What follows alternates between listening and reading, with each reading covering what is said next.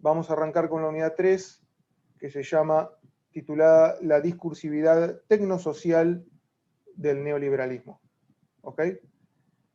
Vamos a ver hoy todo lo que, un montón de cuestiones que a mí me da la impresión que no se ven mucho, sobre todo la raigambre y la dimensión social que tiene la discursividad neoliberal, sobre todo en las vertientes que estamos analizando y trabajando desde el comienzo.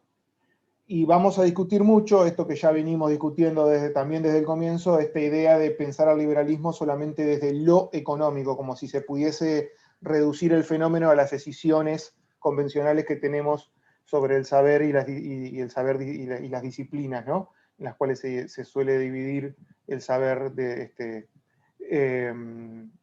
el saber moderno. Entonces vamos a empezar analizando un poco esta discursividad tecnosocial presente en el neoliberalismo, sobre todo en todas estas vertientes que estamos analizando. Para hoy teníamos dos textos de bibliografía obligatoria.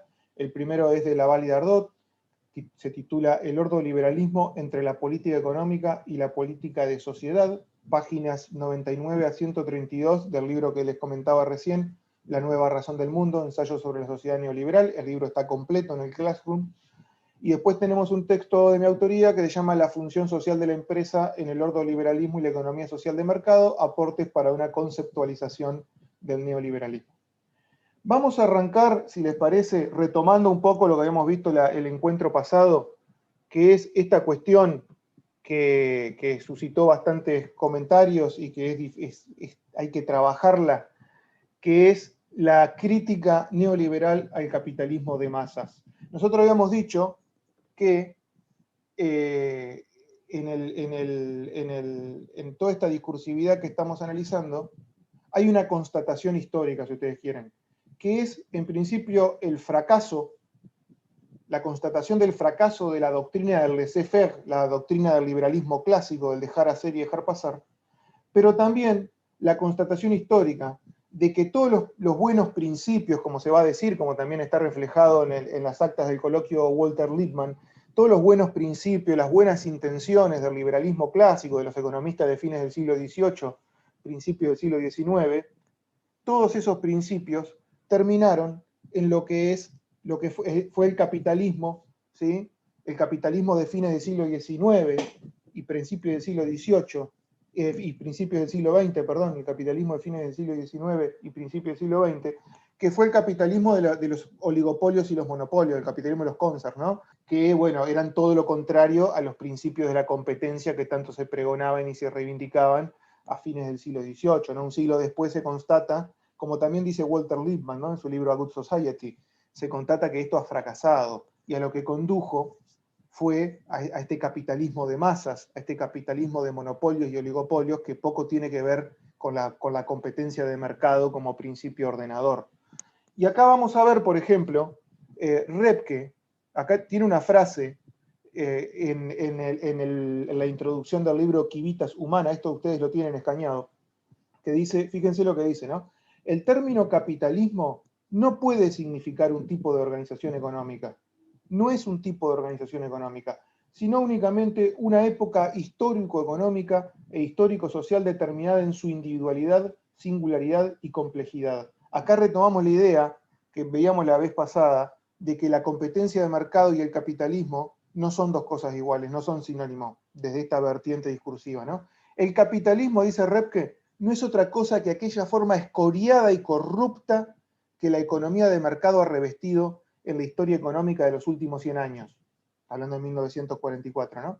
Auténtica economía de mercado y organización de la competencia es cabalmente lo que nunca ha sido capitalismo. Es decir, acá hay una cuestión, hay un movimiento que tenemos que captar bien, que es que subrepticiamente lo que hay acá es una discusión con todos los teóricos del capitalismo. Y hay una idea de desligarse del concepto de capitalismo, de sacarlo del juego. Acá hay toda una discusión con los críticos del capitalismo, una discusión subyacente con los críticos del capitalismo, desde Marx a Sombart y hasta el mismo Schumpeter. Schumpeter, ustedes saben, Joseph Schumpeter tiene un libro muy conocido, que es de 2 tomos, que se titula Capitalismo, Socialismo y Democracia, donde critica un poco el devenir también que ha tomado el capitalismo y lo ve casi como un devenir fatal, ¿no? Dice, bueno, el capitalismo termina en esto, la burocratización de la fábrica, los monopolios, digo, es casi inevitable. Le dice Schumpeter, y ellos están discutiendo mucho con el concepto de capitalismo.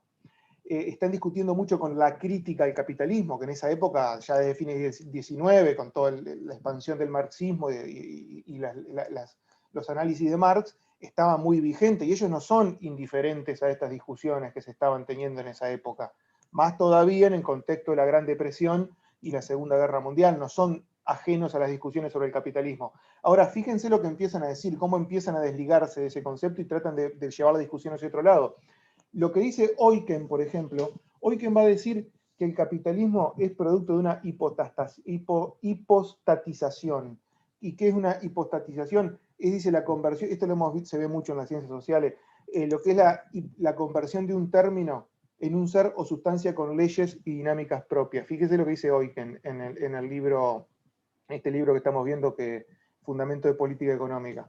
Esperen un segundito, a ver si aparece, ahí va. Dice, no, fíjense cómo, insisto, critican los usos que se hacen del capitalismo, desde la crítica social. Nos encontramos siempre ante una hipóstasis, dice Eucken. Una propiedad o un ser abstracto es convertido en un ente independiente, en una persona que actúa, crece, envejece y muere. Esta inadmisible operación lógica es característica del positivismo, desde Comte y Saint-Simon hasta Sombart y Schumpeter. Los positivistas han creído adecuado su programa para describir los hechos y opinan encontrar en estos leyes del desarrollo. No se dan cuenta que hipostatizan, aun cuando la crítica ya lo haya señalado repetidas veces. ¿Se dan cuenta de esto? O sea, dicen el capitalismo del que tanto hablan, que tanto se critica, es puesto a nivel de un ser que tiene sus propias dinámicas, sus leyes propias, su propia evolución, su propia forma de desarrollo, y se está haciendo acá una hipóstasis, ¿no? Y no se dan cuenta que esto tiene poco que ver con la realidad, van a decir, ¿no? Insisto, acá hay toda una discusión, toda una idea de sacar al capitalismo como objeto de discusión. Esto también lo van a ver en Popper, en un libro que se llama, lo tienen a Karl Popper, el de falsacionismo. Bueno, tiene un libro también que se llama La sociedad abierta y sus enemigos, donde habla de esto, ¿no? De la idea de pensar, poner al capitalismo como una entidad abstracta. Toda la discusión, acá entra toda la discusión con el historicismo también, ponerlo como una entidad abstracta que tiene sus propias leyes de desarrollo, su propia dinámica evolutiva, etc. También está Hayek, que se inscribe en este tipo de observaciones. Lo que se cuestiona al fin y al cabo es la idea de que la economía moderna está sujeta a una evolución histórica, a una suerte de evolucionismo, ¿no? O un desarrollo fatal a la manera del desarrollo que diagnosticaba Marx, el desarrollo que diagnostican Marx y Engels, por ejemplo, en el Manifiesto Comunista, ¿cierto? Que dicen el capitalismo, así como está, lleva al colapso, lleva al enfrentamiento total entre burgueses y proletarios. Y ahora vamos a ir viendo en este encuentro que todo lo que vamos a ver ahora es como una respuesta a estas lecturas de la historia. Fíjense lo que agrega Eucken en el mismo libro. Los ríos nacen en fuentes muy distanciadas entre sí. Desde esa fuente surgió la gran corriente de la creencia en el determinismo evolucionista, el positivismo, el naturalismo, el romanticismo y la metafísica de Hegel, digo, a propósito de algunas cuestiones que hablamos la vez pasada. Y además otras fuentes en las que se piensa raramente, como por ejemplo la idea del laissez-faire, según la cual el orden natural se impone, finalmente, en la lógica de la historia, sin una actividad consciente por parte del hombre. Ellos lo que critican, lo que dicen criticar, es esta idea de que la economía evoluciona, de que va en una dirección, de que tiene sus propias leyes de desarrollo, de que sigue un determinado curso y es un curso inmodificable y en algunos casos, como en los análisis de Marx y Engels, un curso fatal, ¿sí? Critican esto, ¿no? Donde supuestamente el hombre, el ser humano, no tiene ningún tipo de injerencia. Son las leyes del desarrollo, las leyes de la historia. Ellos están discutiendo mucho con esto. Y lo que vamos a empezar a ver es que hay una suerte de reivindicación o una suerte de voluntarismo acá. Hay una idea de que la historia se puede cambiar, más allá de todos estos diagnósticos fatales que se presentaban entre fines del siglo XVIII y principios del siglo XX. En todas estas vertientes que estamos viendo, y esto lo voy a acentuar mucho porque es muy importante, en todas estas vertientes que estamos viendo hay una reivindicación, hay una suerte de voluntarismo.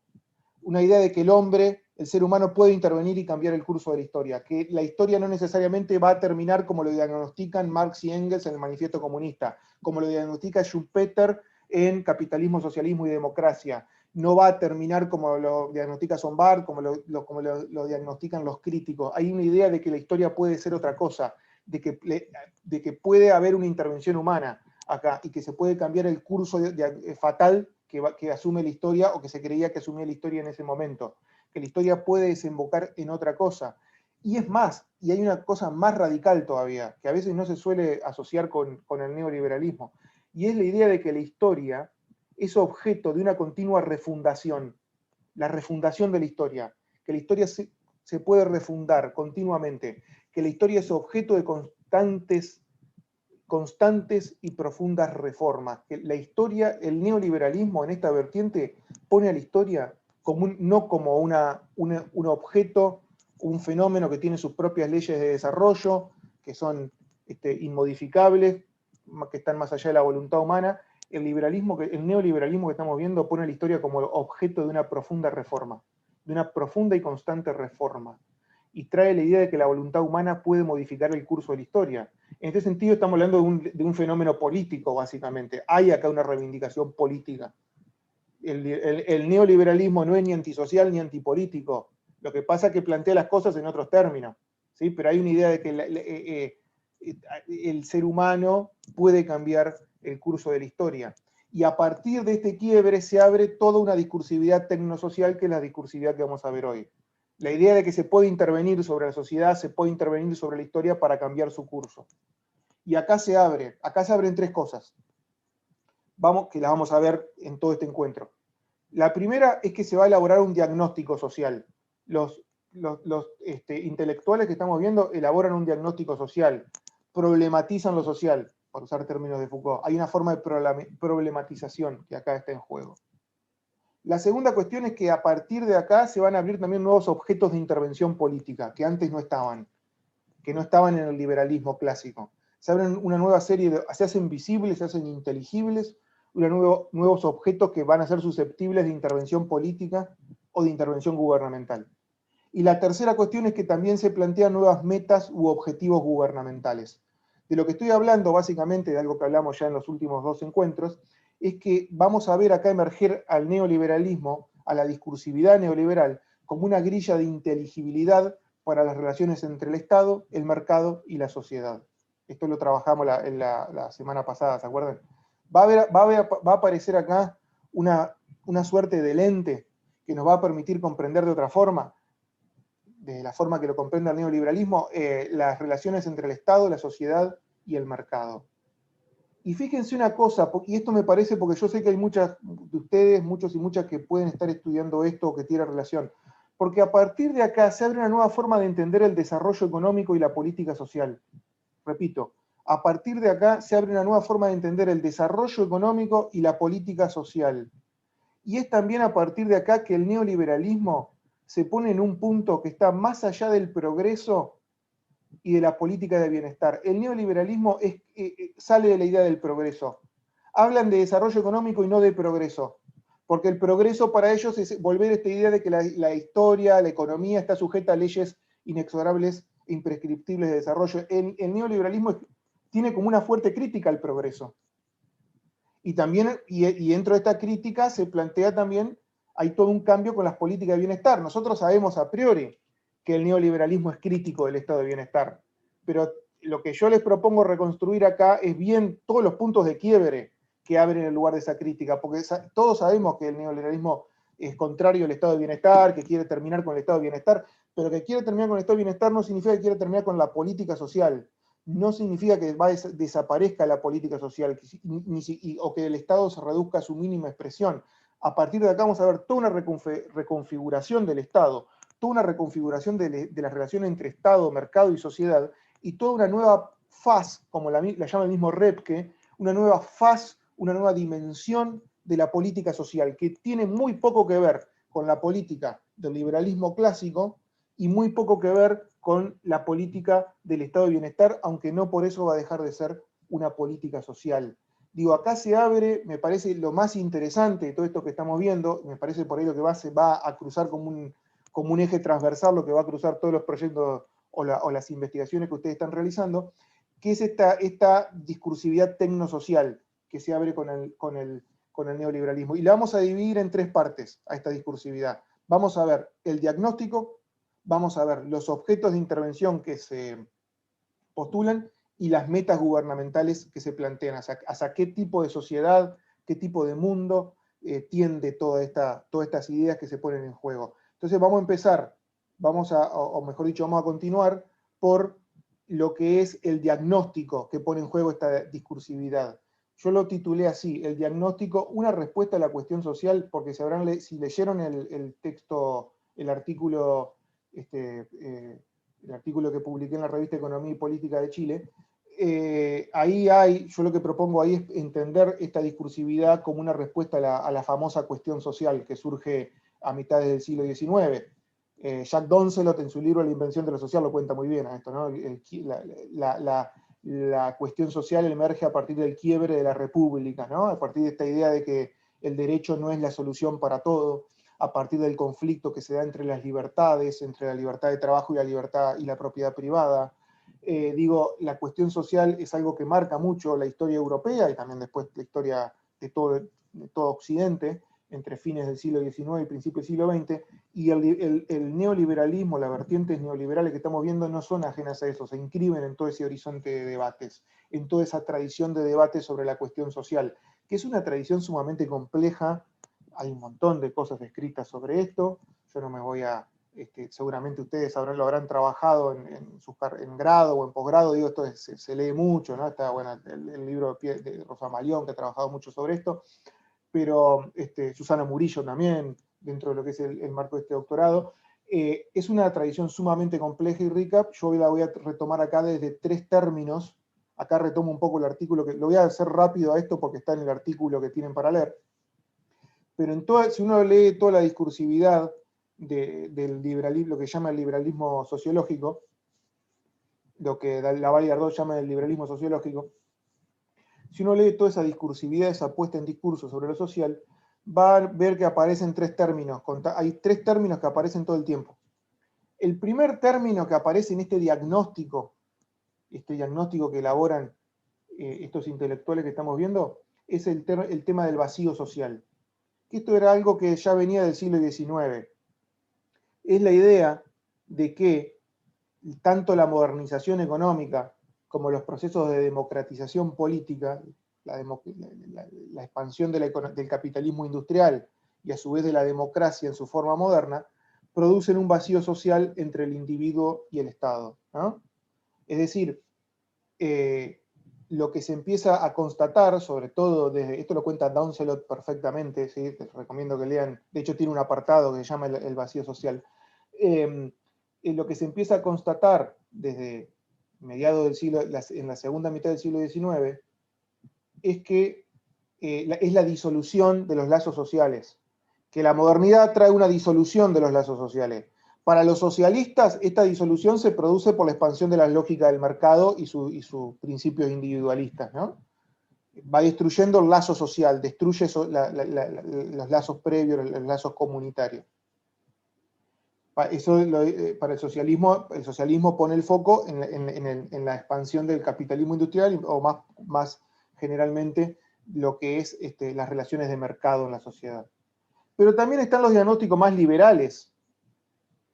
Estoy en la segunda mitad del siglo XIX, ¿no? En Europa. Para los pensadores liberales y también para los conservadores, el vacío social, y acá es donde se van a inscribir todos los intelectuales que también estamos viendo, el vacío social aparece por la destrucción de las capas sociales, de los estratos sociales intermedios. Acá está desde Edmund Burke hasta Tocqueville. Si leyeron el antiguo régimen de Tocqueville, todo el tiempo, Alexis de Tocqueville, todo el tiempo está describiendo esto, ¿no? Lo que trae la democracia moderna, lo que trae el capitalismo moderno, es la destrucción de las capas intermedias, de las jerarquías, de los gremios, ¿no? De todas esas capas intermedias, de toda esa jerarquía social, de esa pirámide social que existía en la Edad Media. Se destruye todo y ¿qué queda después de eso? Individuos sueltos, gente suelta que no esto tiene que ver con las famosas migraciones del campo a la ciudad, esa pérdida de arraigo que se constata con la modernización económica y política, que es a costa de la destrucción de los estratos intermedios de la sociedad, de los conflictos de clase, van a decir los liberales y conservadores del siglo XIX, y de las ideologías igualitaristas, ¿no? Se destruye todo lo que es acá viene todo lo que es la reivindicación, todas las lecturas organicistas también, ¿no? Se destruye lo que es la organicidad de la sociedad, se destruye el tejido social, la modernidad, la modernización económica y política destruye el tejido social previo, ¿sí? Entonces, y lo que deja es lo que se llama un vacío social. No pone nada después de la destrucción, ¿no? de las capas sociales o de los estratos sociales intermedios. Y acá aparece otro término, aparece otra cuestión, porque estos intelectuales, tanto lo que estamos analizando, pero esto ya, como decía, viene desde mitades del siglo XIX, van a relacionar el vacío social con la centralización económica y política. Es decir, la destrucción de las capas, esto también está muy claro en Tocqueville, en La democracia en América, por ejemplo, si lo vieron en alguna instancia. La destrucción de las capas intermedias de la sociedad, la destrucción de la organicidad social, la destrucción del tejido social, a lo que lleva es a la centralización del poder económico y político. ¿Sí? Es decir, la centralización que se registra también desde fines del siglo XIX, la centralización del poder estatal, esto ya se venía viendo desde el absolutismo, ¿no? Se destruye todo lo que es la pirámide, todo el feudalismo, todo lo que era la pirámide intermedia, la parte intermedia de la pirámide social, y queda un poder central, un poder centralizado, que va a ser primero el absolutismo, después el Estado Nacional moderno, y también poderes económicos centralizados. ¿Sí? Que esto se va a constatar, como le decía, a fines del siglo XIX, con el capitalismo de los monopolios. ¿Sí? Bueno, acá interviene en el artículo que tienen para leer, hay fragmentos también que voy retomando, Tocqueville, Stuart Mill. Yo querría quedarme más que nada, bueno, con esta idea de Tocqueville, ¿no? Que Tocqueville dice, cuando habla de la Revolución Francesa, dice lo que ha hecho la Revolución Francesa, al fin y al cabo, es destruir los poderes intermediarios de la sociedad, el poder de la iglesia, el poder de la nobleza, el poder de los gremios, etc. Y dice, lo único que deja es el poder central del Estado e individuos sueltos, y en el medio nada, un vacío. ¿Sí? Entonces este diagnóstico sobre el vacío social está muy ligado también a la constatación de una centralización económica y política. Y acá aparece lo tercero, que es lo más importante para lo que estamos viendo. La idea de que el vacío social, la ruptura del tejido social, la centralización económica y política, a lo que lleva es este famoso fenómeno que tanto se habló en el siglo XX, que es la masificación. ¿Sí? La masificación social. ¿Sí? La masificación es entendido como un proceso de igualación que emerge con la destrucción de los antiguos estratos y jerarquías, la mezcla de diferentes posiciones sociales y la consecuente dependencia de los individuos ante los poderes centrales. La masificación es esta idea que la señala muy bien Hippolyte Taine en sus estudios sobre el antiguo régimen también. A ver si aparece acá. Esperen un segundito. La masificación es definida como la destrucción de los lazos comunitarios que solo deja un polvillo humano que revolotea y que, con fuerza irresistible, se aglutinará por entero en una sola masa ante el ciego impulso del viento.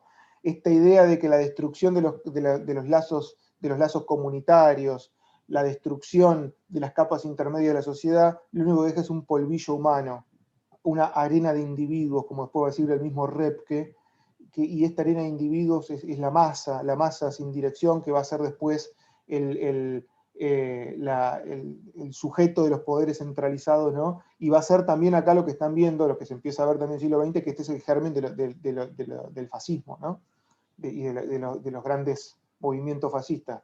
Digo, hay todo un diagnóstico social acá que los intelectuales que estamos viendo van a retomar, y que vamos a ver reaparecer incluso a veces con los mismos términos. Fíjense lo que dice Rustow.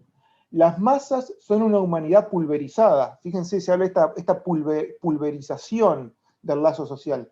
Un vasto desierto de partículas individuales de arena. Es decir, la masa es gente junta sin ningún lazo. Es gente aglomerada, gente junta sin ningún lazo. que emerge con la disolución de los vínculos comunitarios y vuelve a integrarse artificialmente bajo el amparo de los poderes despóticos. Ya les digo, acá se ve todo lo que es, se trata de investigar de dónde viene esto. También hay muchos autores que hablaron de esto, estos no son los únicos. Yo lo que trato de mostrar es que están insertos en este debate, que no son ajenos, todo lo que es la idea de lo que es la regimentación social y la emergencia del fascismo en la década del 20, ¿no? De hecho, Alexander Rustow tiene un libro que se llama, está el término Mass Regimentation, no me acuerdo cómo es el título entero, es un libro que está en la biblioteca de Puan, el único libro, hasta donde yo sé, de Rustow que está entero acá en Argentina, que lamentablemente, por lo que me dijeron, se mojó con un diluvio que hubo con la lluvia y no está más disponible. Una lástima, porque Rustow, a mí me ha costado un montón conseguir bibliografía de Rustow, un autor muy interesante, que tiene bibliografía, apenas tiene algunas cositas en inglés y yo ni en alemán le he encontrado bibliografía. Pero es una lástima porque es un autor muy tan interesante como Rep, que está ahí en los principios del liberalismo sociológico, pero hay muy pocas cosas para leer. Yo colgué un fragmento ahí en el archivo del seminario y es todo lo que tengo sobre Rustow. Después son todas citas de otros autores, ¿no? Fíjense cómo Rep, que también en Quivitas Humanas define a la masificación. Fíjense lo que dice Rep, que la masificación, y yo insisto, quiero mostrar cómo se retoman los términos y los debates de fines del siglo XIX. Cuando hablamos de masificación, dice Repke, queremos decir que la sociedad ha perdido su estructura delicadamente articulada, tanto horizontal como verticalmente. Se rompe la pirámide social, ¿no? Y es presa de un proceso de pulverización, acá aparece de vuelta el mismo término, y de disgregación y de disolución que la transforma en un montón de arena de individuos. Estos granos de arena son entonces arremolinados en montones circunstancial y mecánicamente, precisamente en las masas de las grandes ciudades, el público, los centros industriales, los sindicatos que agrupan millones de individuos, los partidos políticos y plebiscitos de masa, sin un verdadero aglutinante interno, sin un profundo arraigo del individuo en su situación social y en su medio. Quiero mostrar acá es que se pone a la masificación como una forma, fíjense, lo dicen claramente, como una forma artificial de convivencia humana, como una forma artificial que se expresa en el Estado, los sindicatos, los partidos políticos, los plebiscitos, la vida en la ciudad. Todo eso va a empezar a verse como algo patológico y como algo no natural, como una convivencia humana artificial, como una convivencia humana insana, ¿sí? Como una convivencia humana que sustituye artificialmente y en forma poco exitosa lo que era el lazo humano auténtico, ¿sí? Porque acá, insisto, se va a abrir toda una nueva crítica social que va a tender a despolitizar a la competencia y a la economía de mercado y va a poner el problema en otro lado. Entonces, como veníamos viendo, dentro de esta incursión que tienen los sordoliberales y los intelectuales vinculados al liberalismo sociológico, esta incursión que tienen en los debates sobre la cuestión social, va a llevar hacia una suerte de despolitización de la cuestión social, porque bajo esta problematización que se hace del capitalismo de masas, las condiciones de vida ligadas al capitalismo de masas van a aparecer más como condiciones patológicas, ¿sí? Y la patología de las sociedades de masas, del capitalismo de masas, va a estar relacionada con la destrucción de los lazos comunitarios y los consecuentes procesos de masificación social. Como dice Rustow, Alexander Rustow, otro autor, como habíamos visto, vinculado al liberalismo sociológico, solo por la destrucción, disolución o desintegración, es decir, por la reglamentación masiva de estos lazos comunitarios, las comunidades se transforman en sociedades. Y como resultado, la sociedad de masas sufre estructuralmente de una escasez de lazos de vida y una falta de integración adecuada. Es decir, las sociedades de masas son intrínsecamente patológicas, son sociedades patológicas. Y la patología de las sociedades de masa va a estar vinculada con dos fenómenos complementarios. En primer lugar, esto vamos a verlo también en muchos, lo vamos a ver en Erhard, lo vamos a ver en Repke, lo vamos a ver en Rustow. Las sociedades de masas se caracterizan por la desvitalización y la despersonalización de las relaciones sociales. Y en la conversión de las relaciones sociales orgánicas, en las relaciones sociales que estos autores definen como más auténticas, según el diagnóstico que presentan, las condiciones, las sociedades modernas, las sociedades de masas, las sociedades capitalistas, presentan, en lugar de relaciones sociales, lo que presentan son montones de individuos abstractos y solitarios que solamente están vinculados por las leyes de la oferta y la demanda. Y esto lo dice Repke literalmente en un libro titulado, en el último libro que publica, titulado Más allá de la oferta y la demanda, un libro de 1959, traducido al español en 1960. Y fíjense cómo define, ¿no?, a las sociedades de masas. Según nuestro concepto más general de la sociedad de masas, el individuo pierde nuestro tiempo, visión, alma, valor propio y personalidad, en la misma porción en que se acrecientan estos valores en la masa. Es decir, hay una migración de lo individual a lo colectivo o a la sociedad de masas, que es masa, dice, en tanto está constituida por despersonalizados individuos. Es la sociedad de la despersonalización, de la pérdida de la individualidad. Así queda suprimido, dice, aquello que convierte al individuo en un hombre completo en cuanto a su personalidad moral y espiritual, destruyendo una premisa fundamental para llevar una vida sana en sociedad. Y me quiero detener en esta oración, que es bastante fuerte como suena, y es lo que afirma Repke, que dice que como parte integrante de la masa, somos de otra forma a como lo somos normal y sanamente. Somos infrahumanos y aparecemos en forma de rebaños, correspondiendo críticamente el estado de la sociedad a estas características. Es decir, la sociedad de masas, la vida que llevamos en las sociedades de masas, es definida como una vida infrahumana, ¿sí? Esta es la primera dimensión que define a la vida en las sociedades de masas como una vida patológica, una vida, valga la aclaración, una vida desvitalizada, una vida de rebaño, una vida despersonalizada. Ahora hay un segundo punto que a tener en cuenta, que es que en las sociedades de masa hay suponen una forma de integración o de pseudo-integración, como van a decir algunos de los intelectuales que estamos viendo, y es que en la sociedad de masa cada átomo individual, cada individuo suelto, se vuelve a integrar en entidades colectivas mecánicas. Y estas entidades colectivas mecánicas, según el discurso que estamos viendo, vendrían a ser en principio la burocracia del Estado, la burocracia estatal, la burocracia de las grandes empresas también, y los sindicatos y los partidos políticos. Es decir, el individuo pierde su forma de integración sana, su vida sana en sociedad, su lugar, de hecho, en la sociedad, como lo tenía en sociedades premodernas, y vuelve a integrarse a partir de todo este conjunto que hemos visto del vacío social, la centralización económica y política y la aparición de las sociedades de masas, vuelve a integrarse en colectividades mecánicas, en formas de integración que según estos intelectuales no son auténticas, sino que son artificiales y son patológicas además. A esta forma de integración patológica, esta forma de integración característica de las sociedades de masas, Repke la va a denominar como proletarización. Y acá me permito citar un par de fragmentos un poco extensos, pero me parece que son bastante oportunos para entender lo que estamos analizando. Dice Repke en La crisis social de nuestro tiempo, en la introducción a la crisis social de nuestro tiempo, que está disponible en el archivo.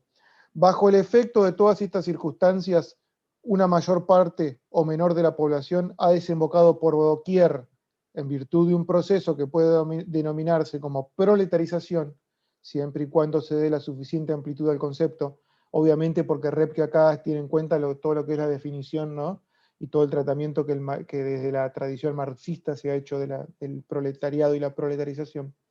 Bueno, Repke la define acá, la proletarización, como una situación sociológica y antropológica caracterizada por la dependencia económico-social, la falta de arraigo, la vida al estilo cuartel, el alejamiento de la naturaleza y la falta de atractivo en el trabajo.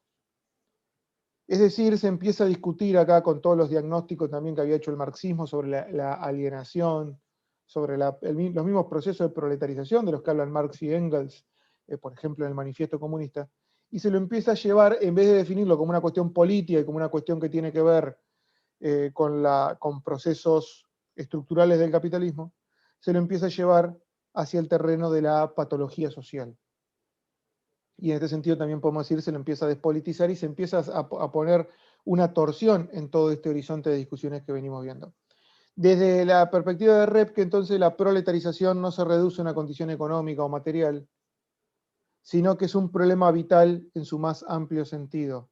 Y acá fíjense, porque acá de vuelta en la introducción de la crisis social de nuestro tiempo, Repke da una caracterización de la proletarización que me parece bastante interesante para retomar. Dice, la proletarización se caracteriza por su aspecto anímico vital, el efecto desvitalizador del modo de vida y de trabajo proletario en la gran industria, que no puede mejorarse ni con salarios más elevados ni con cinematógrafos más lujosos. Es decir, acá se empieza a meter una torsión también, se empieza a introducir una torsión, en el sentido de que la proletarización no debe ser tratada a través de la clásica política social este, eh, dedicada a, según también esta perspectiva, que es también un poco reduccionista, a elevar salarios o a tomar la proletarización desde un lado, desde su aspecto material. Ahora vamos a ver eso más adelante, pero bueno, quiero ir adelantando algunas cuestiones puntuales. La proletarización también se caracteriza por la dependencia e inseguridad motivadas por la carencia de propiedad y las rentas a intervalos cortos, la militarización del trabajo, que tiene que realizarse en forma anónima, bajo el látigo invisible del gigante que es la máquina, bajo una disciplina continua y como parte de un conjunto abrumador, con el que pierde casi todo su sentido y dignidad. Acá están discutiendo en parte con lo que son también todas las teorías sobre la alienación que vienen en gran parte de la tradición marxista, ¿no? Siguen describiendo la proletarización, Repke, la forma de vida extraña a la naturaleza y a las comunidades orgánicas, impropia de las inclinaciones del hombre, al que se priva del clima natural y social que necesita. Se trata de una forma de vida, de trabajo y de asentamiento que no satisface en modo alguno el punto de vista vital. Fíjense, porque acá Repke define a la proletarización como una forma de vida, de trabajo y de asentamiento. Y a partir de toda esta definición que da la proletarización, vamos a ver en breve que se abre toda una nueva forma de pensar la política social, dirigida obviamente a esta condición de las sociedades de masa que es la proletarización. La proletarización, desde esta perspectiva, no se define por las políticas sociales convencionales. Eucken lo va a decir, lo dice Repke también, lo va a decir Erhard, lo va a decir Müller-Armack. Las clásicas políticas sociales del estado de bienestar, no solamente no solucionan el problema de la proletarización y la masificación, sino que tienden a agudizarlo. Y a partir de acá se abre un aspecto, se abre, como les decía, y lo que también dice Repke, se abre una nueva faz, una nueva dimensión de la política social. Todos los intelectuales que estamos viendo tienen un diagnóstico común, y es que las políticas sociales del estado de bienestar se habrían centrado en los aspectos mensurables o cuantificables de la existencia y las relaciones humanas, desatendiendo otras cuestiones menos tangibles, aunque más determinantes para la forma de vida y de trabajo. Acá se establece una dicotomía reduccionista, como toda dicotomía, y lo que dicen estos intelectuales vinculados al ordoliberalismo y la política y el liberalismo sociológico es que la política social del estado de bienestar atendería solamente a cuestiones mensurables o cuantificables, es decir, los salarios, el nivel de acceso al consumo, todo lo que es la cuantificación de la calidad de vida. Ellos dicen el estado de bienestar se basó en estas premisas y desatendió otras cuestiones menos tangibles, ¿sí? Menos cuantificables, aunque más determinantes para la forma de vida y del trabajo. Desde la visión de estos autores, esto está muy claro, por ejemplo, en la conferencia que da Erhard y que está disponible en el archivo sobre la humanización de la economía. desde la perspectiva de estos autores, lo que las políticas sociales convencionales, las políticas sociales ligadas al estado de bienestar pierden de vista es las cuestiones del desarraigo, la falta de compromiso en las tareas laborales y la pérdida de autonomía individual. Todos estos fenómenos que dice que son propios del capitalismo de masas han sido desatendidos por las políticas sociales del estado de bienestar. Y son cuestiones que remiten a un orden vital, según definen estos autores, son cuestiones que remiten más a un orden vital o de existencia total, ¿sí?, que a un conjunto de problemas estrictamente económicos. Y acá de vuelta, desde la perspectiva de estos autores, la política social no se soluciona modificando ciertas variables económicas, sino que debe tender a una cuestión de orden vital, van a decir, o de existencia total.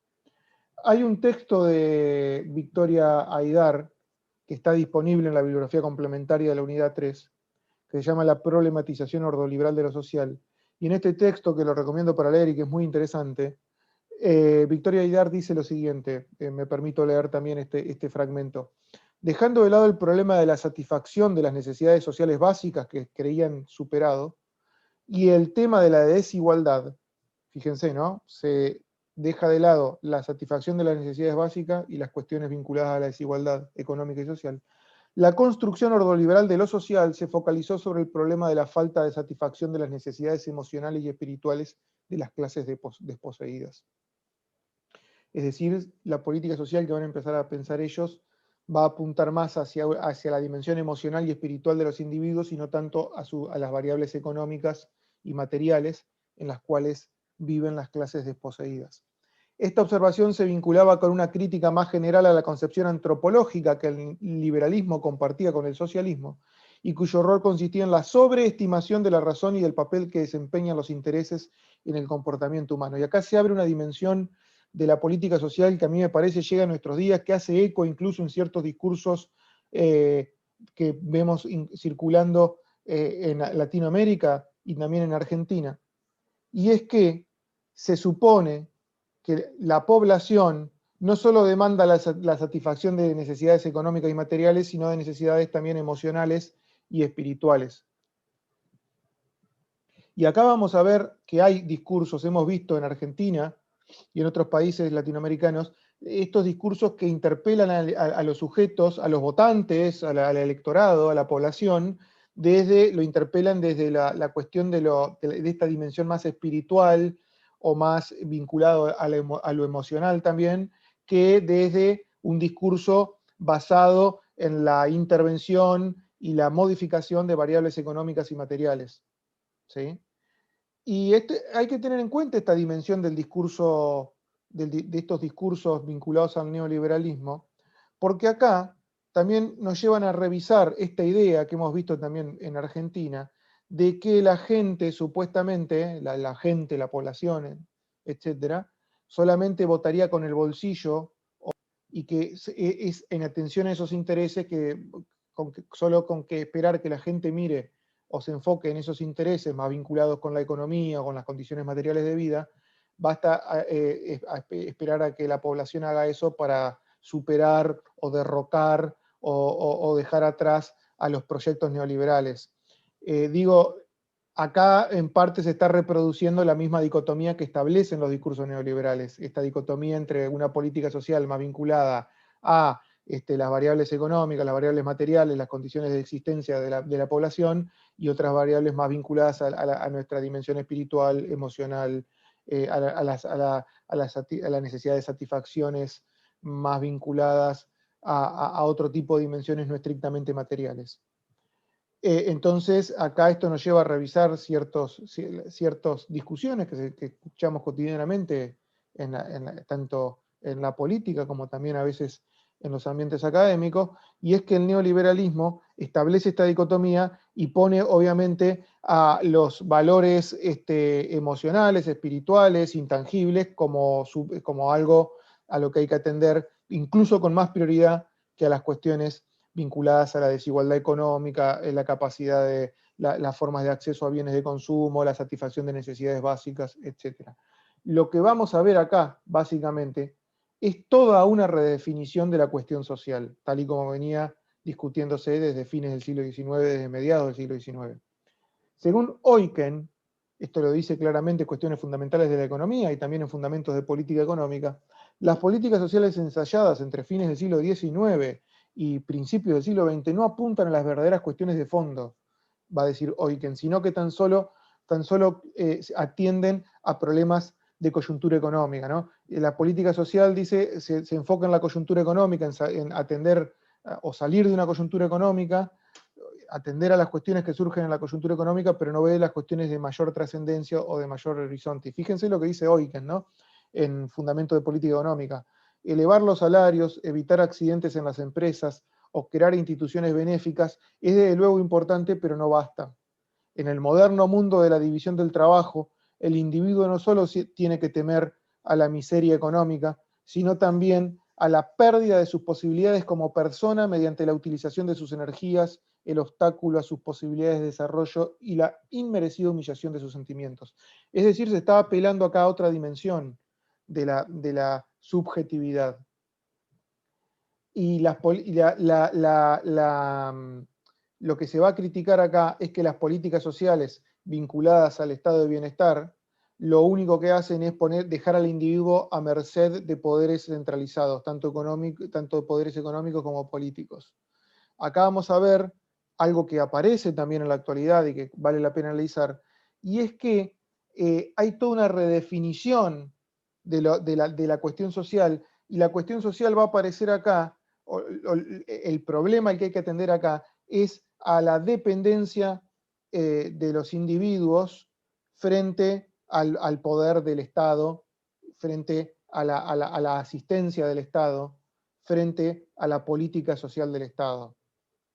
Lo que entra acá en juego, dicen, que van a decir es un valor intangible, una cuestión muchísimo más importante que otras cuestiones, es que es el grado de dependencia e independencia que los individuos pueden tener frente al Estado y a las políticas gubernamentales.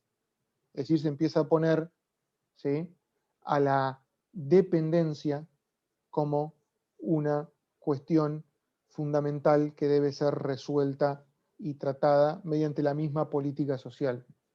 Lo que acá se necesita para enfrentar la condición patológica de las sociedades de masas, que se definen por una inseguridad más espiritual que material, lo que se necesita es, Eucken va a decir, se necesita una política social integral.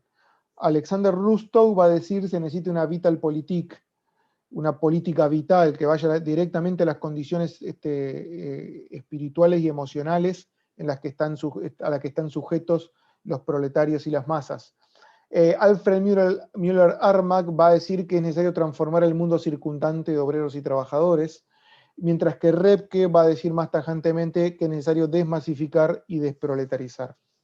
Y acá se abre, como les decía, una nueva dimensión de la cuestión social que va a abrir también una nueva serie de políticas, le va a dar una nueva faz a la política social. Decíamos que en esta vertiente que estamos analizando de la discursividad neoliberal, hay una redefinición de la cuestión social misma, del diagnóstico sobre lo que es la cuestión social en las sociedades capitalistas modernas, y junto con esto hay también una nueva definición, o como dice el mismo Repke, una nueva faz de la política social. Y acá también hay, como les decía, un punto que es común a muchos de los intelectuales que estamos viendo, y es que desde este punto de vista, la cuestión social, que tanto se diagnosticó en todos los debates que venimos viendo desde mediados del siglo XIX, la cuestión social no se soluciona mejorando salarios, no se soluciona asegurando el empleo, no se soluciona igualando el acceso a los bienes de consumo, porque, como dicen estos intelectuales, lo que en verdad se termina haciendo con estas políticas, que podríamos englobar bajo el nombre de welfarismo, bienestarismo, etc., con estas políticas lo que se hace es más agravar la proletarización y la condición como condición patológica de la vida en la sociedad de masas. Entonces lo que se va a proponer es otra cosa. Fíjense lo que dice, esto lo leo al pasar rápido, Repke dice, las políticas sociales que podríamos de vuelta englobar bajo el nombre de bienestarismo, dice, lo único que hacen lo único que muestran es la ceguera con la cual algunos círculos toman lo material como esencial y pasan por alto el problema más hondo de la naturaleza humana. Es decir, se trata en esta nueva fase de la política social, primero se plantea una división, que habría que revisar obviamente, entre lo que son las variables materiales y las variables inmateriales o intangibles. Se plantea una división, dice, bueno, la política social que se ha llevado hasta ahora se centra exclusivamente en las condiciones materiales de existencia y deja de lado las condiciones vitales e intangibles que también son parte de la existencia. Dice, bueno, nuestra política social va a tener como prioridad esta nueva faz, ¿sí? de la vida en sociedad, y más puntualmente las sociedades de masas. Entonces de lo que se habla es de implementar una política de múltiples alcances, que como les decía, no tiene muy poco que ver con esa famosa idea del Estado mínimo, como la idea de una idea promovida por el neoliberalismo, porque lo que se plantea es una política gubernamental de múltiples alcances, que sea capaz de extenderse a través del ambiente donde los individuos viven y actúan. Se plantea una política ambiental, no ambiental como sinónimo de lo que es el discurso ecológico, sino una política ambiental que intervenga en el ambiente, en las condiciones de vida de las masas y los proletarios. Repke llama a esta política, está escaneado, está disponible en el archivo, en Civitas Humana, llama a esta política como una política de desmasificación y desproletarización. Es decir, una política, para decirlo directamente, y como ellos mismos lo dicen, una política implementada contra las masas y los proletarios, ¿sí? Contra las condiciones de vida de las masas y del proletariado. Y esta política, si uno se pone a recorrer lo que dicen los intelectuales, se pone a recorrer el archivo, va a encontrar como que es una política de múltiples facetas, porque en principio apunta a lo que ellos llaman la reducción de los gigantismos urbanos, ¿sí? Y la promoción de las pequeñas ciudades. Vieron que hay en los discursos neoliberales una promoción de lo pequeño, the small is beautiful, tienen el lema, ¿no? Una promoción de lo pequeño, de los países pequeños. Repke hablaba muy bien de Suiza, era un gran admirador de Suiza, donde vivió muchos años. Aquí en Latinoamérica vieron cómo entra Uruguay en la retórica, ¿no? De las cosas, los países pequeños con ciudades pequeñas, ¿sí? Se entra toda la retórica acá de la descentralización también, que es algo que entró mucho en los 90, como contábamos hoy, a través de los organismos de crédito, la descentralización, de la descentralización administrativa hasta la descentralización urbana, ¿sí? Después también una política que va a intervenir en la situación de los complejos habitacionales, promoviendo más la vivienda individual y no esos grandes monoblocks, eso que está muy asociado también a las políticas sociales del estado de bienestar, ¿no? Y también, en otra época de la URSS, ¿no? Los grandes monoblocks, los grandes conglomerados urbanos, se va a ver como una cuestión patológica, como una forma de vida patológica, la vida que se lleva ahí. Se va a alentar mucho, y esto por ahí a alguien le interesa, a mí por lo menos me interesa mucho, todo lo que es esa reivindicación que también hay de las formas agrícolas y artesanales de producción, como formas contrarias que se van a anteponer a la producción industrial más taylorista y fordista. Y también se va a tratar de corregir los efectos nocivos de la especialización y la división del trabajo. Esto después va a aprender también en lo que es el discurso del managerialismo, donde se habla donde la especialización laboral, la hiperespecialización tiene como decir, una connotación negativa. No sé si lo han visto, si alguien estudia acá lo que es los discursos en el mundo laboral, sobre todo los que vienen del managerialismo de los 60 y 70, donde se ve a la especialización como algo negativo para el trabajador. Y se pide que seamos lo que se dice hoy, trabajadores integrales, todólogos, ¿no? Que podamos manejar varios temas y varias especialidades a la vez. Y también se va a hacer una política se va a promover mucho lo que es la pequeña propiedad, la casa con el jardín, va a decir Repke, la casa con el jardín, donde cultivar, donde asegurar formas de autoabastecimiento. Si uno lee, por ejemplo, Eucken Oyken tiene todo un capítulo en cuestiones fundamentales de economía política donde habla de que hay que promover el autoabastecimiento. La casa con el jardín y la huerta atrás, porque dice el autoabastecimiento le da una seguridad al individuo ante las situaciones de penuria económica y hace que no depende exclusivamente de un salario. Entonces, digo, hay toda una idea de la promoción de la vivienda descentralizada, la ciudad descentralizada, las pequeñas formas de autoabastecimiento, que habría que ver cómo esa retórica hoy en día circula, y toda una reivindicación también junto con esto de las formas agrícolas y artesanales de producción, se va a anteponer a la producción artesanal, a la producción agrícola, frente a la producción industrial, a la producción de masas, a la producción estandarizada. ¿Sí? Hay que ver cómo esto también caló mucho ya de los años 60, con todo lo que, lo que se llama el post-Fordismo, ¿no? No digo que, insisto, no digo que sea tan lineal, que se haya leído esta gente, pero es como que hay ahí toda una serie de líneas históricas con las que esto se conecta. Fíjense cómo define Repke a las políticas de desproletarización. Dice, a ver, esperen un segundito que agranda la pantalla. Ahí va. La desproletarización industrial consiste en crear, con inteligente criterio, condiciones de vida de tipo campesino y artesano. Es decir, en una política que procure asemejar el modo de vida y de trabajo del obrero industrial al del artesano y campesino. ¿Sí? Es el obrero convirtiéndose en un microemprendedor, diríamos hoy, ¿no?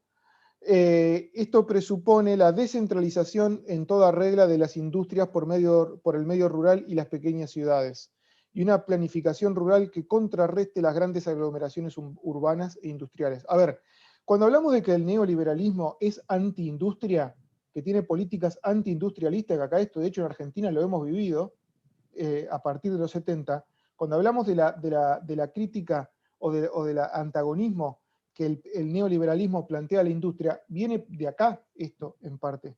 Cuando hablamos del neoliberalismo y las políticas de desindustrialización, que acá en Argentina también lo vivimos, hay resonancias con todo esto, ¿sí? Y la idea de que la industria y el trabajador industrial deben ser sustituidos o reconvertidos a trabajadores autónomos,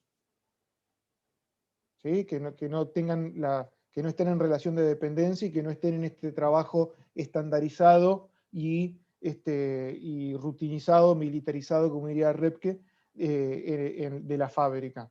Digo, hay todo acá, se reactiva, vamos a ver toda una retórica antiindustrialista y antiproletaria, como lo definen ellos, ¿no? Digo, porque esas cosas en parte sí, todos sabemos que el neoliberalismo tiene políticas antiindustriales, que el neoliberalismo es contrario a todo lo que es la cuestión obrera, etcétera, pero bueno, veamos de dónde surge, veámoslo en su superficie de emergencia. Me parece que estos discursos lo que plantean es que nos permiten ver las cosas en su propia superficie de emergencia y que no es simplemente se plantea salir de la industria y no se plantea nada. Hay toda una programación social acá, hay toda una discursividad tecnosocial que obviamente no se va a aplicar a rajatablas, pero que influye y que se cristaliza al menos en parte, como diría Foucault, en la realidad.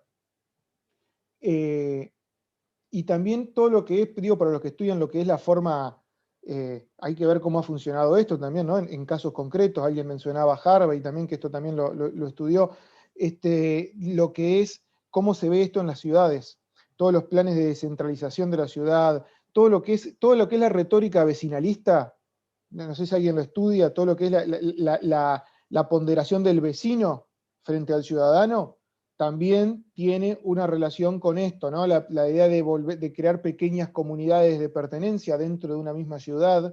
Digo, esto después hay que ver cómo se transforma en políticas concretas de gobierno y de gestión urbana, ¿no? Esta idea de sustituir al ciudadano por el vecino, de crear pequeños lugares de pertenencia, donde uno se sienta más, las cosas se sientan un poco más a la mano, más cercanas, de esta cosa de reducir los gigantismos urbanos, todo lo que se considera como formas patológicas de la vida en sociedad. Bueno, tiene un punto de articulación con esto. Tiene un punto de articulación con esto. las formas de habitar la ciudad, que hoy tanto se ponen en discusión, que se reivindican o no, se cuestionan, están articuladas y esto nos da un lente para verlo. Y aparte otra cosa, no son tan nuevas como parece, se viene hablando de esto desde antes de los 50, ¿no? Ahora, si bien las políticas de desproletarización y desmasificación, tienen varios puntos de aplicación, como diría Repke, hay también un objetivo común. Estas políticas, el objetivo último de estas políticas es generar las condiciones sociales, culturales, jurídicas y políticas para el correcto funcionamiento de la competencia de mercado. Es decir, se trata de ir hacia una sociedad descentralizada, una sociedad de pequeños competidores, una sociedad desmasificada, una sociedad desproletarizada, justamente para garantizar el buen funcionamiento de la competencia del mercado y para que el mercado no conduzca a lo que condujo entre fines del siglo XIX y principios del siglo XX. Como dice Laval y Dardot, también en el capítulo que ustedes tienen para leer, el objetivo es la transformación completa de la sociedad. Es decir, el mercado está fuera de discusión, el mercado es un principio ordenador, como veíamos la vez pasada, pero la sociedad en este punto es objeto de una intervención completa, ¿sí? De una intervención que va hacia lo que ellos llaman la cuestión vital, ¿sí? De las masas y los proletarios. Entonces esto nos permite, me parece, revisar un poco la imagen de un liberalismo, en principio revisar un poco la imagen de un neoliberalismo contrario a toda política social. Y la imagen de un neoliberalismo que reduce en última instancia toda política social a su expresión mínima en favor de las libertades y las iniciativas individuales. Eso por supuesto que está, pero eso no se hace sin una política social. El neoliberalismo tiene una política social, que está invisibilizada por la crítica, a veces no termina no sé si termina de ver, pero está presente. Hay una política social, y una política social implementada desde el Estado, ¿no es cierto? Y hay otra cosa más acá, mucho más interesante, que Foucault lo vio muy bien en el curso Nacimiento de la Biopolítica. Para los neoliberales, para los intelectuales que estamos viendo, eh, el problema no es la magnitud o el alcance de la política social. Puede haber una política social sumamente amplia, sumamente ambiciosa, abarcativa. El problema no es el tamaño de la política social o la magnitud o su alcance. El problema es el criterio con el que se aplica la política social. La política social tiene que tener estos otros criterios que plantean. Ir no tanto las cuestiones materiales, mensurables, las cuestiones cuantitativas, como dicen ellos, sino lo que es las cuestiones más intangibles, la cuestión vital. ¿Sí?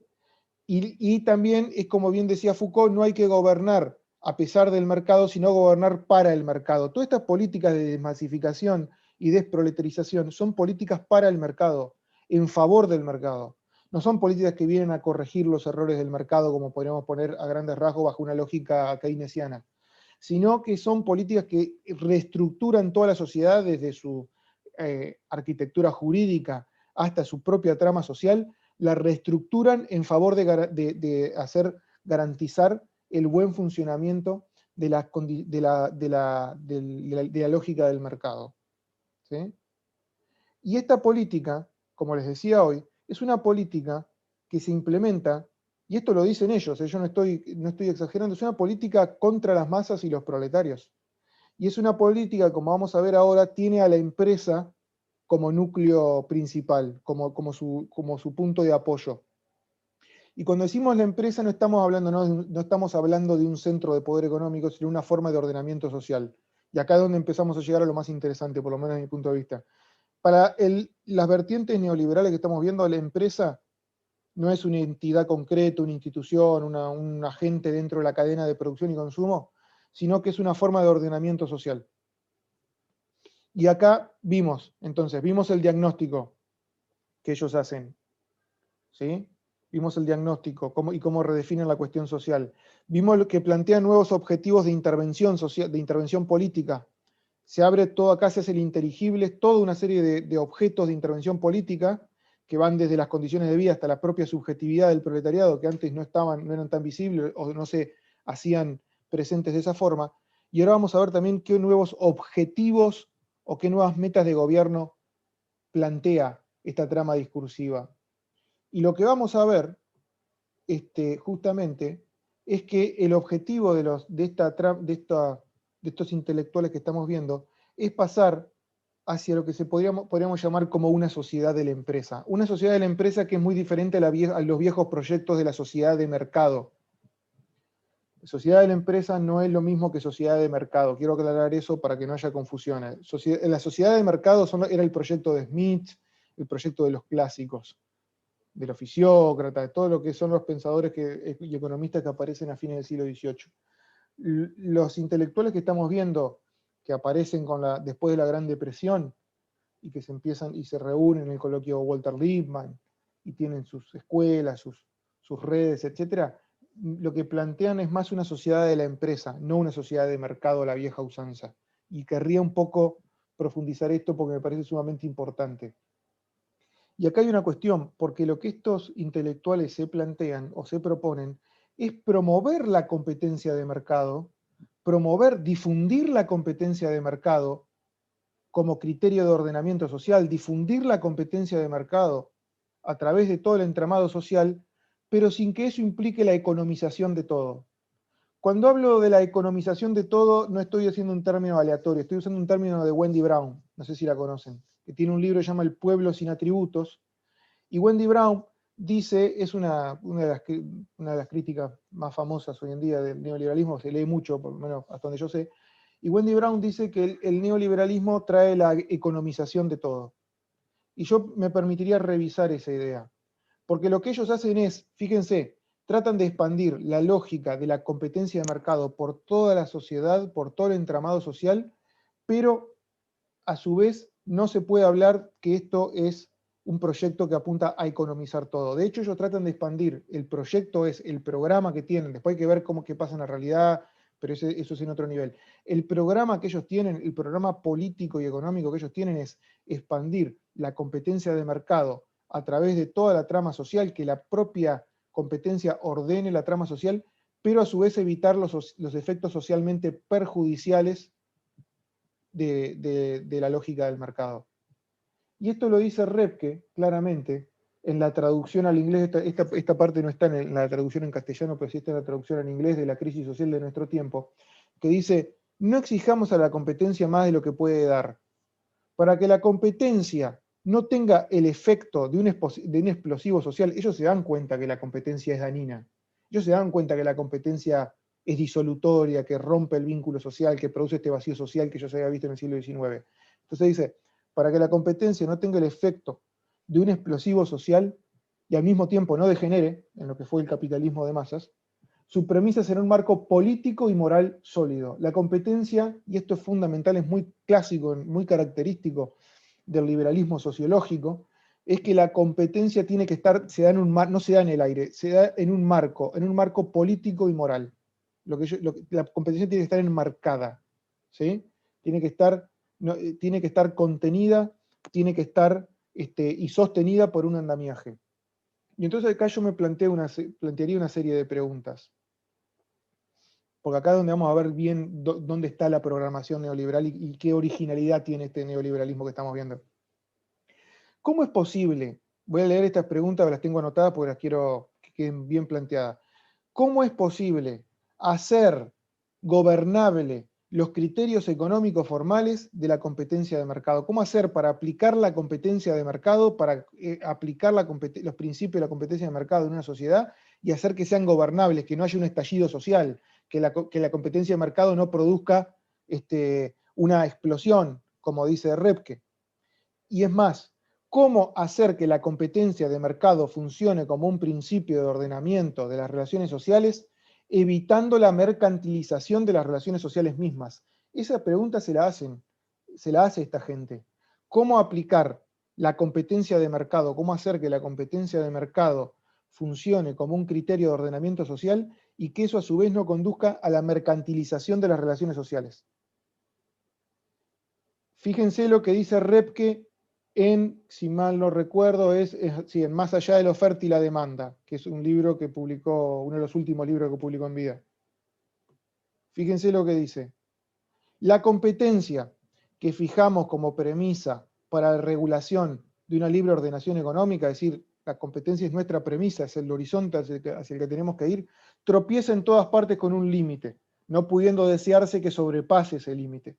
Constituye una forma de comportamiento peligrosa y moral, una forma de comportamiento peligrosa moral y socialmente, que solo puede ser defendido con el auxilio de cierta dosificación máxima y de amortiguaciones y moderaciones de todo tipo. La competencia, para no estallar, para no romper el lazo social, para no hacer implosionar a la sociedad misma, necesita de ciertas amortiguaciones y moderaciones, va a decir Repke.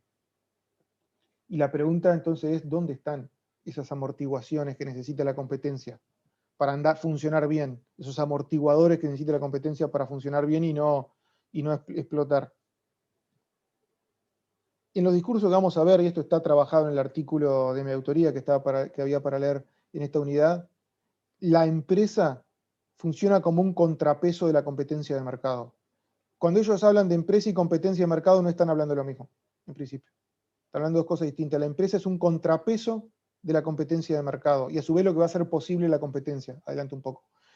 Cuando estos intelectuales hablan de empresa, esto se va a ver más claramente en Müller-Armack, pero está presente en gran parte del archivo que tenemos.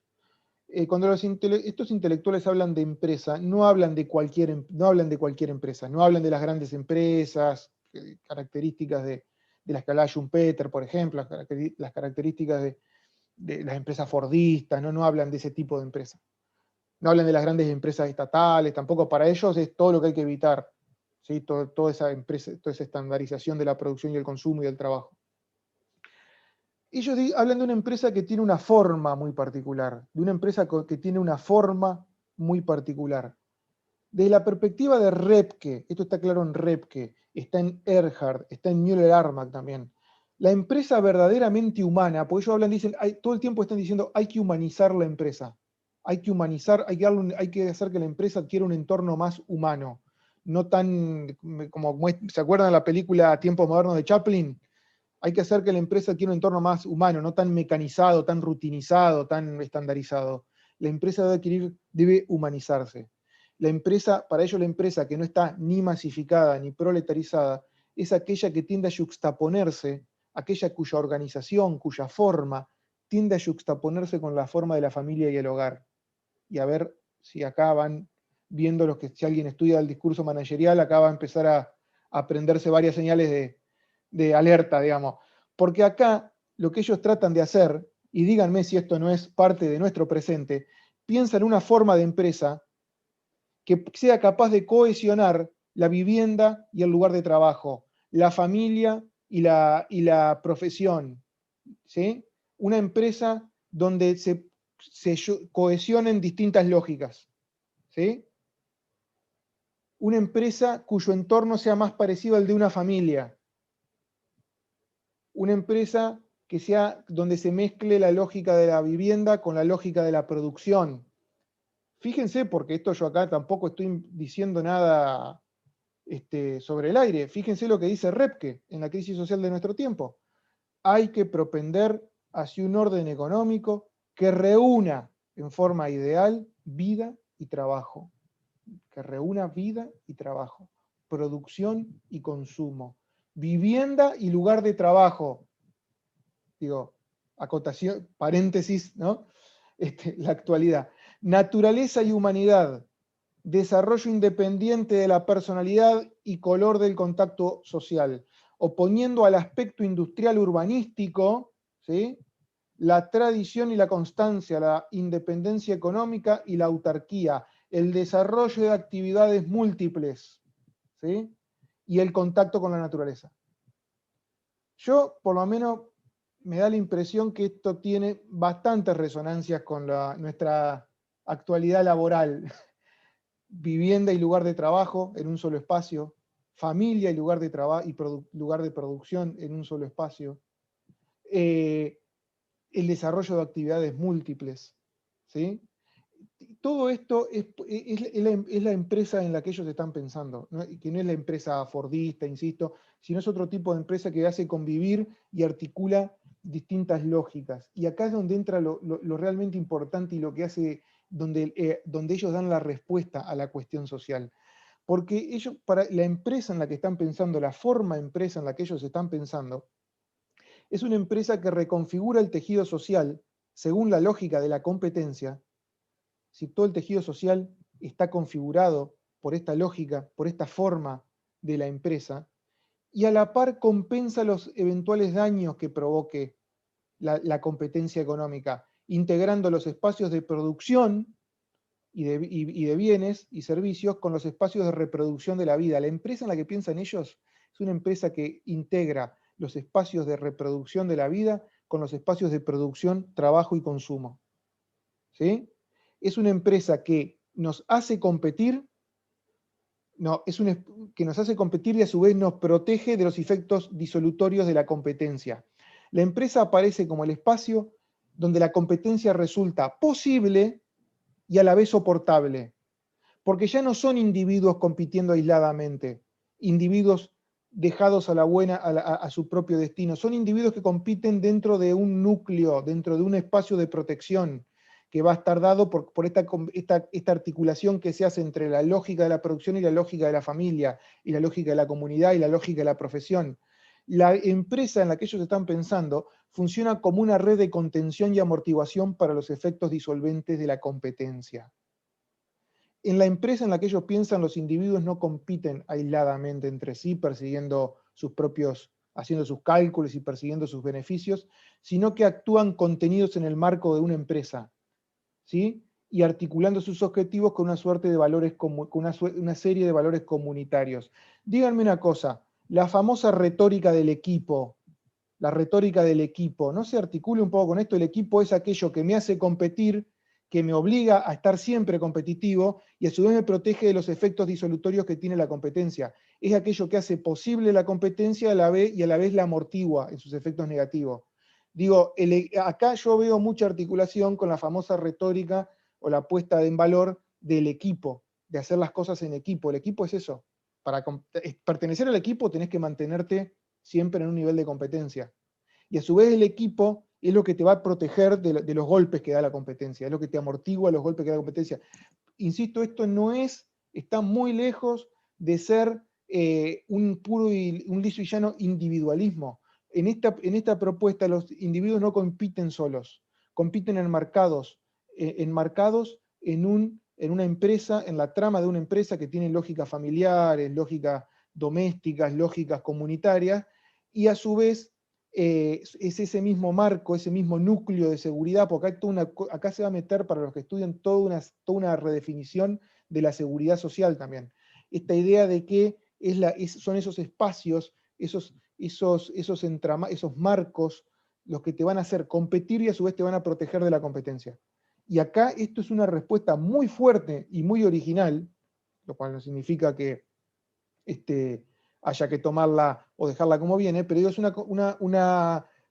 una respuesta a la cuestión social, que yo no sé si a la hora de analizar el neoliberalismo siempre se la ve, pero es la empresa, ¿sí?, como aquello que hace posible a la competencia de mercado y a la vez que la hace posible, la amortigua, sirve como un espacio de protección ante sus efectos disolutorios. Fíjense porque esto lo había visto Foucault también. Lo había visto Foucault en Nacimiento de la Biopolítica. Permítanme que les lea un fragmento de Nacimiento de la Biopolítica. Fíjense, dice, la idea de los ordoliberales, o del liberalismo sociológico también podríamos decir, ¿no?, de hacer de la empresa el modelo social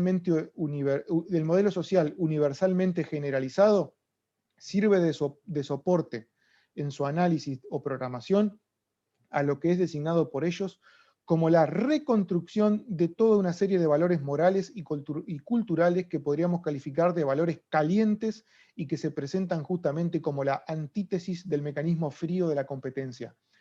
Ante la frialdad del mercado, ante la frialdad de los mecanismos de la competencia, la lógica de la competencia, ellos tratan de contrabalancearlo con los valores calientes, con los valores humanos, van a decir ellos, que se dan en el marco de las pequeñas y medianas empresas. La sociedad de la empresa, con que sueñan los sordos liberales es, por lo tanto, una sociedad para el mercado y una sociedad contra el mercado. Una sociedad orientada hacia el mercado y una sociedad tal que los efectos de valor, los efectos de existencia provocados por el mercado sean compensados.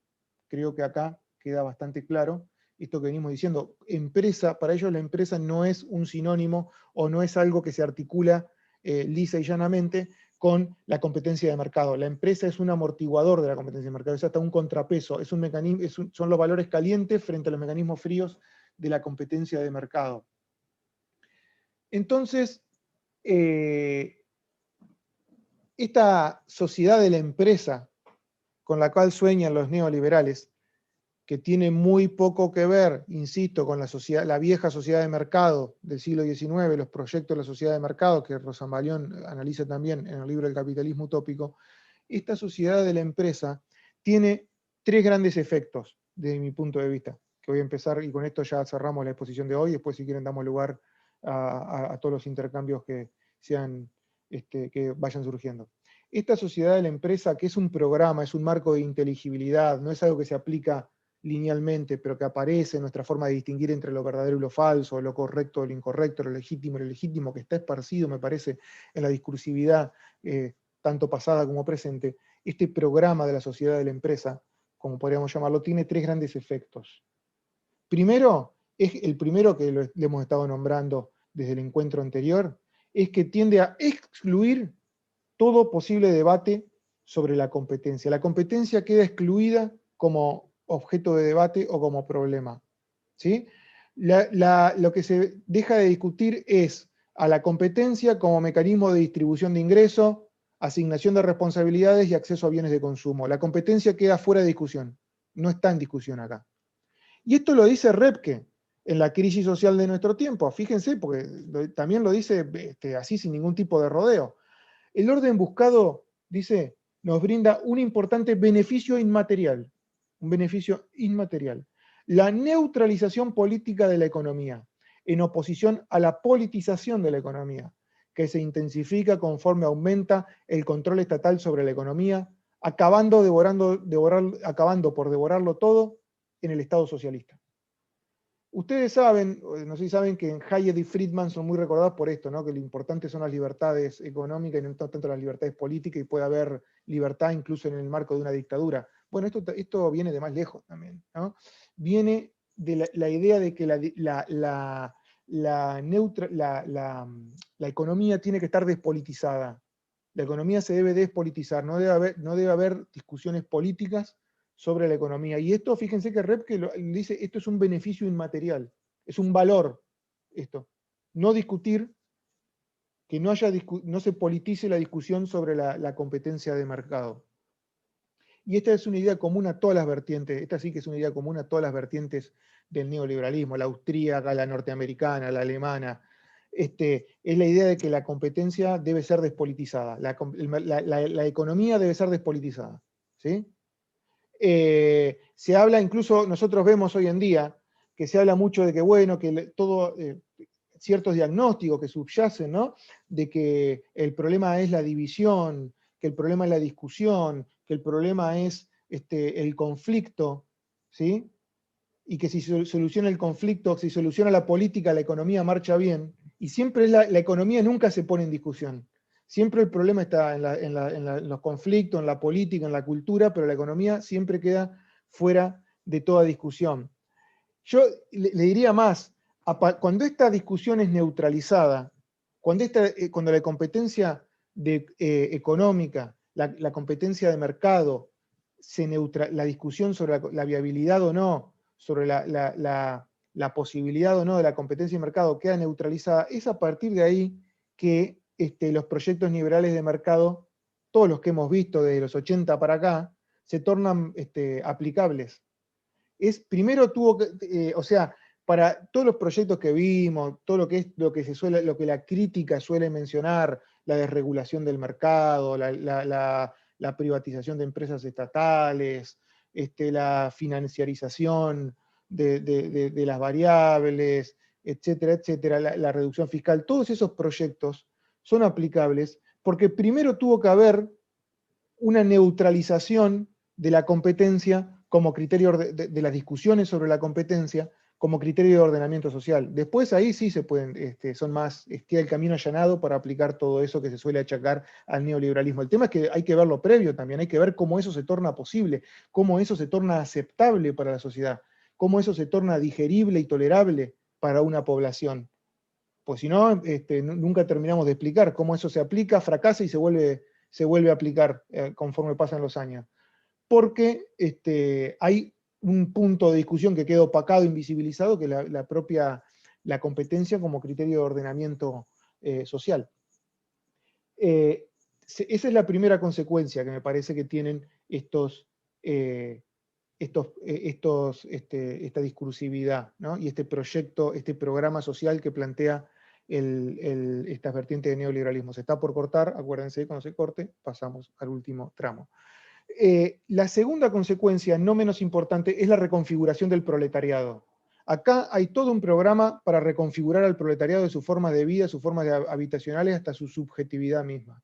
Digo esto también para los que estudian lo que es todo el emprendedurismo y toda la subjetividad que trae el neoliberalismo.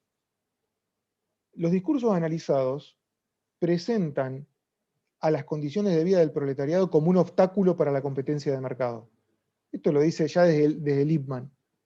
Lo presentan al proletariado como un inadaptado crónico, como aquel que no se puede adaptar. Bien, entonces, como veníamos diciendo, en esta trama interdiscursiva, en este dominio interdiscursivo, tanto las masas como los proletarios van a aparecer como un obstáculo para la competencia de mercado. De hecho, Rousseau, Rougier, Eucken van a decir en ocasiones que las masas y los proletarios presentan ciertas actitudes mentales, ciertas disposiciones sentimentales, ciertos prejuicios de clase que interfieren con el normal funcionamiento de la economía de mercado, ya sea porque presentan una resistencia a la economía de mercado, o bien porque impiden que los proletarios y las masas puedan comprender los principios esenciales de la economía de mercado y puedan adaptarse a ellos. Y ahí se va a abrir una dimensión también de la política social que va a plantear explícitamente la necesidad de reformar a las masas y particularmente a los proletarios desde su misma condición subjetiva. Es entendida también como la necesidad de plantear, de transformar al proletariado desde su constitución misma, ¿sí? Y transformarlo, ¿qué puede significar? Desde también trayendo un poco a conceptos que se manejan mucho hoy en día, transformar a los obreros en emprendedores. Hacer que el obrero pase de ser un trabajador en relación de dependencia, un trabajador con determinados intereses de clase incluso, a transformarse en un pequeño emprendedor, un trabajador independiente, cuyas condiciones de vida y de trabajo son muy distintas a la de el obrero en su forma más convencional. Y acá se abre un tercer punto de todo este programa social que plantean los ordoliberales y el liberalismo sociológico, que es la neutralización del viejo antagonismo, del famoso antagonismo entre el capital y el trabajo. De hecho, todo lo que estamos viendo en un punto puede ser entendido como una suerte de respuesta a los diagnósticos que Marx y Engels planteaban en el Manifiesto Comunista. Si ustedes han leído el Manifiesto Comunista, seguramente lo han visto en alguna ocasión. En el Manifiesto Comunista se habla, en el diagnóstico que plantean, en el diagnóstico y la forma de entender el desarrollo capitalista que plantea Marx y Engels en el Manifiesto Comunista, se habla de un proceso de proletarización y centralización del poder económico, se habla de la desaparición de los pequeños campesinos y artesanos, y los pequeños comerciantes también, y se habla de la emergencia cada vez más notoria de un antagonismo entre proletarios y burgueses. Fíjense cómo lo plantean, me permito citar un pequeño fragmento del Manifiesto Comunista de Marx y Engels. Las pequeñas capas medias, los pequeños industriales, comerciantes y rentistas, los artesanos y campesinos, todas estas clases van hundiéndose en el proletariado. en parte porque su pequeño capital resulta insuficiente para la explotación de la gran industria y sucumbe a la competencia con capitalistas de mayor envergadura, y en parte también porque sus habilidades quedan desvalorizadas en virtud de nuevos modos de producción. El proletariado se recluta entonces entre todas las clases de la población. Digo, fíjense, porque acá hay un diagnóstico casi compartido entre el liberalismo sociológico y el ordoliberalismo y la tradición marxista, o por lo menos lo que plantean Marx y Engels en el manifiesto comunista. El tema es que se va a entender de forma distinta y se van a dar respuestas, obviamente, muy distintas. Los intelectuales que estamos viendo dicen, bueno, acá se está presuponiendo que va a haber un conflicto inexorable, insalvable, que no se puede modificar porque obedece a determinadas leyes de desarrollo de la economía y del capitalismo más puntualmente. Y sin embargo, todo lo que hemos visto puede ser pensado como una respuesta.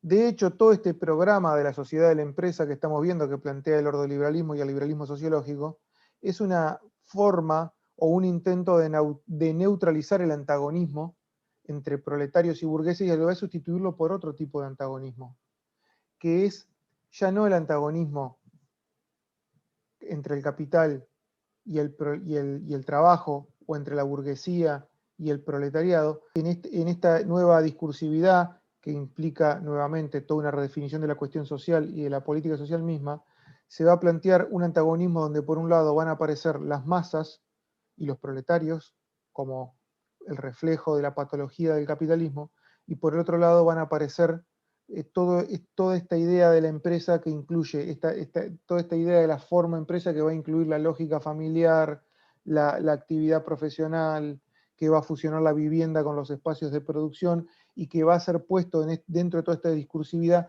como un remedio al capitalismo de masas, como una forma de sanar las condiciones patológicas del capitalismo de masas, porque traería toda una nueva forma de vida, de trabajo y de producción, mucho más sana en comparación con las formas de vida, de trabajo y producción del capitalismo de masas.